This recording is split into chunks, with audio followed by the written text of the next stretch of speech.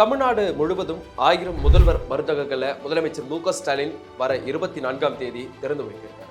சென்னையில் மட்டும் 33 இடங்கள்ல திறக்கப்பட இருக்கு. போன வருஷமே முதலமைச்சர் மு.க.ஸ்டாலின் தமிழ்நாட்டில் ஜெனரிக் மருந்துகளும் பிற மருந்துகளும் குறைந்த விலையில மக்களுக்கு கிடைக்கும் வகையில முதல்வர் மருந்தகம் தொடங்கப்படும் அப்படின்னு அறிவித்திருந்தார்.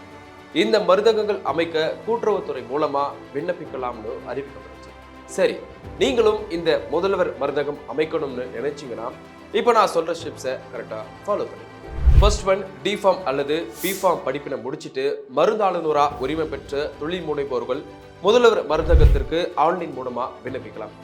அப்படி சான்றிதழ் இல்லாம இருந்தா மேற்கண்ட உரிமை பெற்ற நபரின் இசைவு கடிதத்தை பெற்று சமர்ப்பிக்க வேண்டும். இரண்டாவது, விண்ணப்பதாரர் பார்மசி கவுன்சில் சான்றிதழ் பதிவு செய்திருக்க வேண்டும். மூன்றாவது, முதல்வர் மருந்தகம் அமைக்க விரும்பும் விண்ணப்பதாரர்கள் 110 சதுர அடிக்கு குறையாம சொந்த இடம் அல்லது வாடகை இடம் இருக்கணும். ஒருவேளை சொந்த இடம் இருந்தாலோ அதுக்கான சான்றிதழ் மற்றும் சொத்து வரி ரசீது அல்லது மின் இணைப்பு ரசீது உள்ளிட்டவற்றை சமர்ப்பிக்க வேண்டும். வாடகை இடமா இருந்தா உரிமையாளர்களிடம் வாடகை ஒப்பந்த பத்திரம் பெற்று விண்ணப்பத்துடன் இணைத்து சமர்ப்பிக்க வேண்டும். நான்காவது, தேர்ந்தெடுக்கப்படும் தொழில் முனைவோருக்கு 3 லட்சம் அரசு மானியம் வழங்கும். அதுல 50% உட்கட்டமைப்பு வசதிக்காக ரொக்கமாகவும் 50% மருந்துகளாகவும் வழங்கப்படவும் இருக்கு. கடன் பெற விருப்பம் உள்ள தொழில் முனைவோருக்கு கூட்டுறவு வங்கிகள் மூலமா கடன் பெற வசதிகளும் செய்து தரப்படும்னு சொல்லப்பட்டிருக்கு.